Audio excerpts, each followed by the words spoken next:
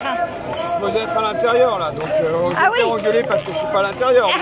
Je vous avais promis de revenir, donc je suis allé voir les accompagnants d'enfants en situation de handicap. C'est vraiment gentil, je vous avais demandé tout à l'heure. Ils font une belle manif pour dire que les enfants qui sont sous le trouble de l'autisme et ainsi de suite, ils soient correctement accompagnés dans les classes. Et donc voilà, il y a ça, ce débat que je vais mettre sur la table, évidemment. Il y aura le débat sur le pass sanitaire qui va arriver en fin d'après-midi. D'accord. Donc, et là, vous... soit ça se termine dans la nuit, soit ça continue demain, je sais pas vous. Donc peut-être que ça se terminera à 6h du matin comme la dernière fois. Et je serai là jusqu'à 6h du matin. Et vous pensez quoi de tous ces lois? Moi je crois qu'on fait passer... au nom de la santé, on s'assoit sur un certain nombre de libertés. Moi je dis toujours que le gouvernement aujourd'hui, il est fauve avec les citoyens et il est carpette avec les multinationales. Et donc voilà, pour le citoyen, il n'y a pas de doute qu'on peut réduire ses libertés. On a eu à sortir des papiers pour pouvoir sortir de chez nous. On avait l'interdiction d'aller pisser à plus d'un kilomètre. On a été déconfinés, reconfinés, redéconfinés, re-reconfinés. On a eu le couvre-feu à 19h, le couvre-feu à 21h, le couvre-feu à 20h. Le pass sanitaire, nous avait promis que ça ne serait pas pour les actes du quotidien. Moi, je souhaitais qu'il n'y ait pas de pass sanitaire. Et je demande toujours aujourd'hui qu'on en finisse avec le pass sanitaire et qu'on refuse le prolongement de ça.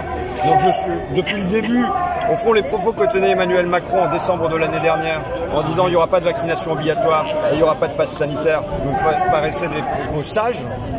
Et je reste sur cette ligne-là qui est la mienne depuis le début. Je vois par exemple comment le pass sanitaire a conduit à ce qu'on ait un doublement du taux de vaccinés chez les gens qui ont moins de 24 ans. Aujourd'hui, les gens qui ont moins de 24 ans sont plus vaccinés que les gens qui ont plus de 80 ans. Alors qu'on sait que là où c'est utile, possiblement, c'est chez les personnes qui sont en situation de fragilité, qui ont plus de 80 ans. Donc il y a une inefficacité pour moi, y compris une inefficacité sanitaire du pass autoritaire. Ça fait peur ce vaccin, non? Moi, ça me fait pas peur, mais chacun est libre. Chacun est libre, tu vois. Donc moi, je veux pas. Je suis contre le pass sanitaire. Je suis contre le fait que les gens ils aient à montrer des papiers à l'entrée des restaurants, à l'entrée des ciné, et même que on installe dans la durée une espèce de population à deux vitesses où il y a 10-15% de la population qu'on va accepter de tenir en marche de la société. C'est pas ma vision de la République. Et je refuse qu'on soit sur ce terrain-là. Maintenant, ça ne m'empêche pas de personnellement pas avoir peur du vaccin. Mais voilà, après chacun est libre. Excusez-moi. Quand on voit des incohérences comme les métros où ils sont bondés de voyageurs, il n'y a pas besoin de pass sanitaire pour boire un café à l'extérieur.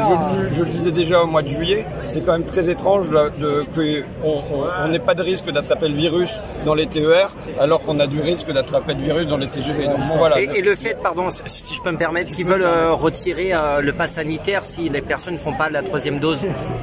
S'ils ne font pas la troisième dose, ils vont leur retirer le pass sanitaire. Non mais bon, on n'en est pas là pour l'instant, la troisième dose n'est pas obligatoire et j'espère qu'elle ne viendra pas. Moi je suis contre le fait qu'il y ait un pass sanitaire tout court.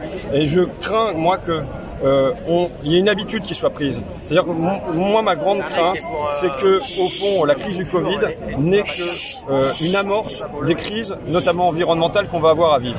Est-ce que dans les crises environnementales futures, les premières choses qu'on va faire, ça va être s'asseoir sur la démocratie et sur nos libertés et remettre tout le pouvoir entre les mains d'un seul homme? Ou bien est-ce que dans les crises qu'on va avoir à affronter, qui seront sans doute bien plus grande ampleur que la crise du Covid, on va se permettre de réfléchir ensemble et de décider ensemble? Et pour l'instant, on remet tout le pouvoir entre les mains d'un seul homme, de manière continuelle. Il va apparaître à 20h à la télévision et à 20h12, on va savoir à quelle sauce on va être mangé le lendemain. C'est une manière de faire qui, moi, me déplaît profondément et qui m'inquiète pour le présent, mais qui m'inquiète pour l'avenir aussi.